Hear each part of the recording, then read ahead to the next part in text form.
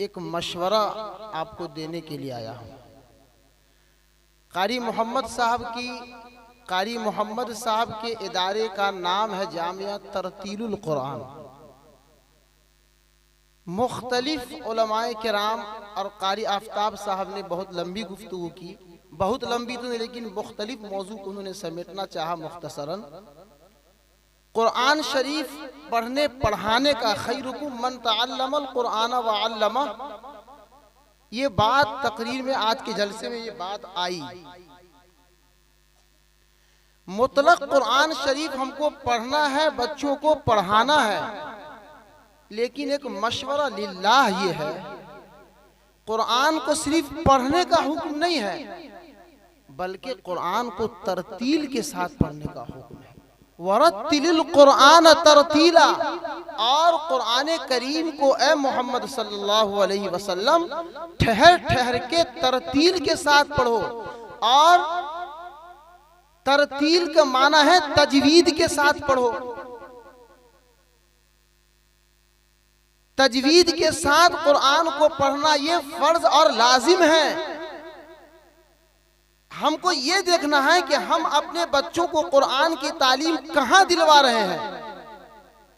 اگر صحیح استاذ، صحیح مدرسہ کا انتخاب نہیں کیا آپ نے تو آپ کے بچے کا وقت ضائع ہوگا۔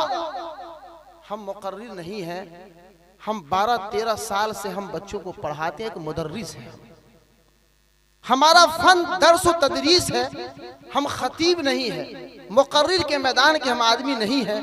اس لین کے ہمیں وہی ایک مشورہ آپ کو یہ دوں گا، میری ماؤں اور بہنوں، میرے بزرگوں، اپنے بچوں کی صحیح تعلیم کے لیے صحیح مدرس، صحیح مجود القرآن اور صحیح ادارے کا انتخاب آپ نے نہیں کیا، اور شروع میں وہ کمزوری اگر رہ گئی تو اوپر تک بچہ جتنا آگے بھی پڑھے گا وہ کمزوری اس کو آخر تک باقی رہے گی۔ خشت اول چون حد میں امار کج، خشت اول چون حد میں امار کج، تا سریا می رود دیوار کج۔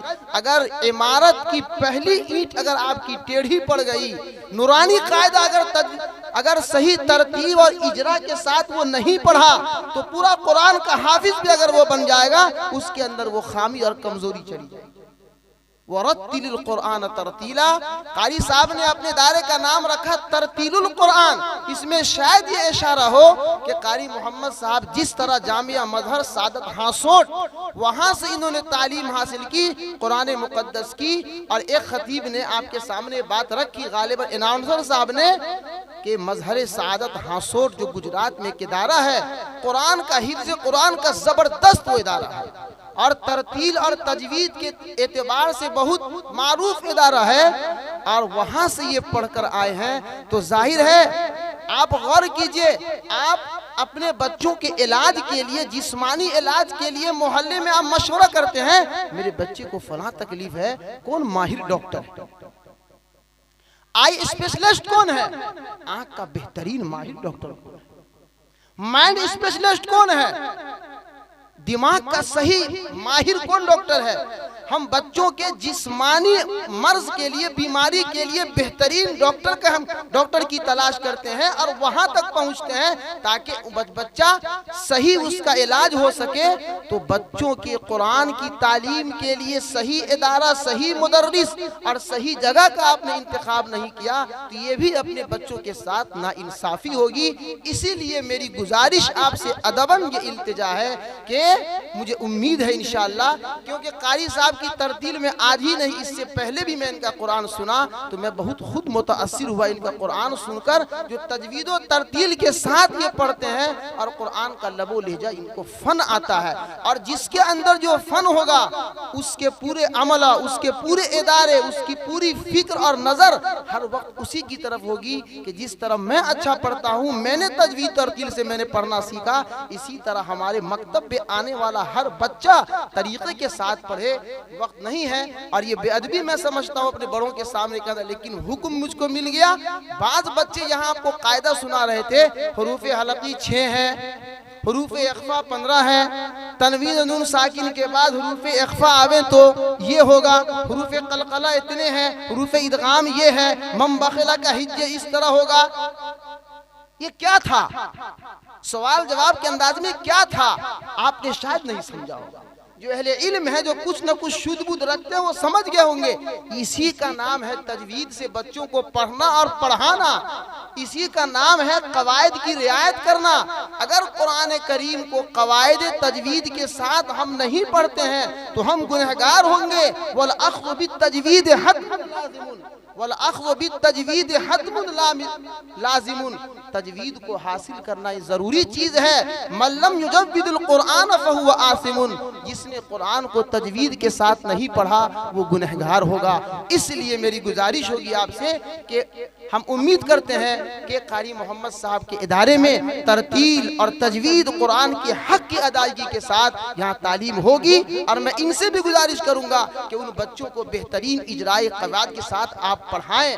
آج ہی اتفاق سے میں ایک امتحان کی غرض سے گیا، 100 بچیوں کا ہم نے امتحان لیا، لیکن 1-2 کلاس میں 25 بچی موجود تھی، ہم اس کا امتحان لیے، مجھے بہت افسوس ہوا، کسی بچی نے صحیح قرآن کو نہیں پڑھا، بڑا افسوس ہوا۔ میں نے تاثر لکھ دیا کہ آپ کے یہ درجہ آپ کا ناکام ہے، وہ استاد مجرم ہے، وہ استاد ظالم ہے جو بغیر سیکھے، بغیر طریقہ تعلیم کے وہ بچوں کو پڑھا رہا ہے، اس کے بھولے بھالے ذہن کو خراب کر رہا ہے، اس کی بنیاد کمزور ہو رہی ہے۔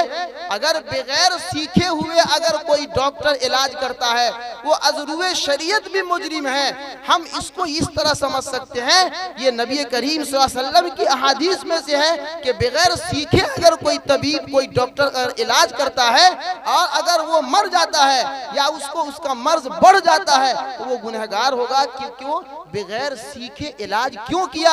اسی طرح اگر کوئی مدرس، اگر کوئی معلم، اگر کوئی مدرسے کا ذمہ دار بغیر طریقہ تعلیم کے، بغیر صحیح اجرا کے اگر بچوں کو اگر نہیں پڑھاتا ہے قرآن مجید، اور اس کا قرآن اخیر تک گڑبڑ رہتا ہے، وہ غلط رہتا ہے، حرکات کو کھینچ کر پڑھتا ہے، معنی میں غلطی ہوتی ہے، لحن جلی ہوتا ہے، جس سے قرآن کو پڑھنا حرام ہے، بڑی غلطی۔ لہل جنی کے ساتھ قرآن کو پڑھنا حرام اور ناجائز ہے۔ اگر وہ اس طریقے سے پڑھاتا ہے تو اللہ کے ہاں اس کا مواخذہ ہوگا، اسی لیے گاہے بگاہے اس کا لحاظ کرنا چاہیے۔ یہی ایک مشورتاً میں نے آپ سے گزارش کی، وقت بھی نہیں ہے اور ہمارے حضرت کا بھی ان کی پرخلوص انشاءاللہ وہ دعا ہوگی۔